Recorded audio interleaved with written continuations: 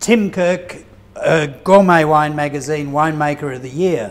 Big accolade, congratulations. Tell us all about it. Oh, thanks, Mike. Yes, it is a very significant accolade. It's a very important award. So the Gourmet Traveller Wine Magazine, they have their regular tasting panel, some really top-notch wine judges on their panel. Of course, they assess wines for the magazine and in their own independent statuses that they have, the newspapers, etc. So these guys look at their tasting notes, thousands of tasting notes, and they work out who in the wine industry is really kicking goals, and they come up with 8 finalists. And then of the 8 finalists, which they announce and profile in the Gourmet Traveller Wine Magazine, they decide who is to be the winemaker of the year. And for me, it was my turn, as it turns out. 2013 was my year, winemaker of the year. Fantastic. Well, a great accolade, as we've agreed. Apparently you make a Shiraz Viognier that's right up there with the best of them in Australia. Can you tell us a bit about that particular wine?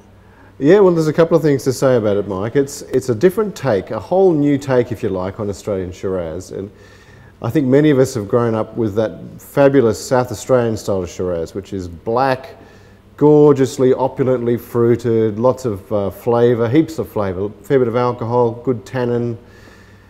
We don't make a Shiraz like that. Here in the Canberra district and at Murray & Bateman, where our vineyard is here, we're quite cool climate. We sit at 600 metres above sea level, which means we have warm days and cool nights, which means it takes a longer period of time to get the same level of ripeness, because once the temperature drops below 15 degrees at night, as it regularly does during that ripening period of March into April, the ripening process slows down. Not much activity goes on in the vines under 15 degrees, so you need a longer period of time to get the same level of ripeness. So that means that we tend to see a lot more elegant, more subtle flavours, more fragrance, not so much big, robust characters, but more ethereal, savoury, spicy characters. And where the great traditional Australian Shiraz is more full-bodied, in the Canberra district we tend to make much more medium-bodied styles of Shiraz. So they're a bit lighter.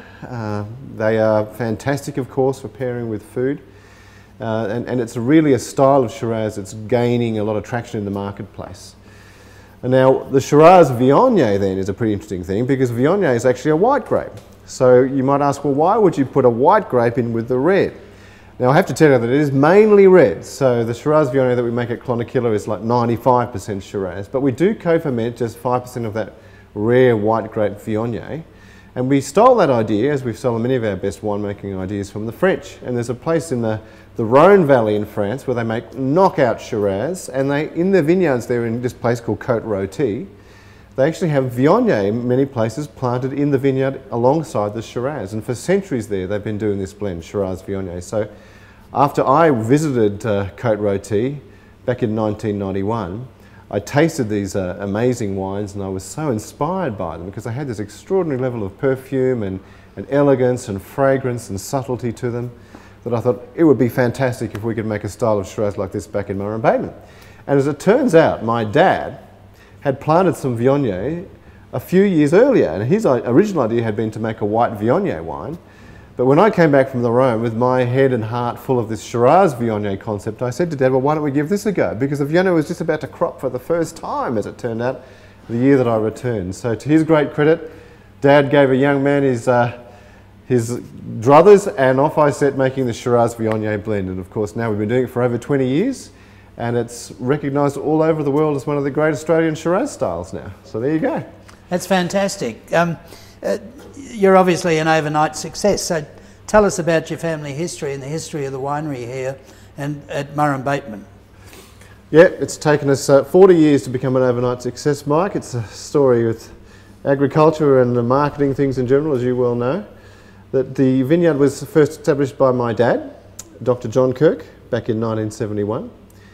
And he had been a recent immigrant come from Ireland. He's got Irish background. He was a biochemist. He had his doctorate in biochemistry from Cambridge, and he was teaching at the University of Aberystwyth in Wales, where I was born, where he was headhunted by the CSIRO to come over to Australia and work in the division of plant industry over here. So sure enough, he managed to talk his wife, he managed to talk my mum somehow into shipping the family, 4 boys it was at that stage, by ship over to Australia in 1968, settled in Canberra. My dad had had a lifelong interest in wine, and that had started in his very early days working with his family business in a hotel in County Clare, the Hydro Hotel in Lisdonvarna, where at the age of 14 he'd been given the job of looking after the bar. So even before he developed a taste for wine himself, he had to learn all about the great wines of the world so he could make the right purchasing decisions for the family business. And he just had a passion for wine ever since that moment, really, that he started to research the great wines of the world. So when he came to Australia and settled in Canberra, he looked at the climate here, found lots of parallels to some of the great wine regions in Europe, and wondered why there wasn't a wine industry here. So being a man of some entrepreneurial get up and go, to his great credit, he said, well, I'll have a crack myself. So he bought a brand new 44-acre subdivision here in Murrumbateman and proceeded to plant a vineyard. And through many trials and tribulations, frosts and mildew and grasshopper plagues and drought, all the sort of things that, you know, any farmer knows about from the ground up, so to speak, we basically learned over many years how to grow good grapes and then to how to make great wine. And it's kind of gone from strength to strength from there, basically. So, well, you should be proud of that family history. You have all that Irish eloquence that accompanies it as well as a winemaker. A very valuable thing.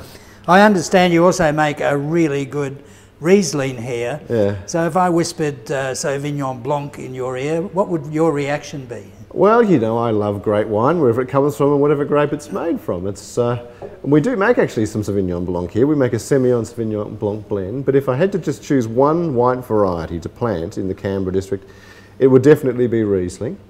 Riesling, as you know, is a German variety, so it certainly likes the cooler climate. And it just shines in that situation that we described, like we have here in the Canberra district, where you have the warm days and the cool nights. In that scenario, warm days, cool nights, you tend to retain a lot more of the natural acid in the wine, which gives the wine its freshness and its brightness in the mouth. And also in the case of Riesling, to retain the good natural acid means that they can live for a very long time. So a good Canberra Riesling could live up to 20 years in a good cellar. So you get this great wine with a great acid, crispness and freshness with a beautiful subtle perfume. It just loves it here. It just seems to thrive here and make a delicious wine that can age very well. So what more could you ask for, Mike? Tim Kirk, you've had a great year and congratulations and more ahead. Thank you. Thanks very much indeed.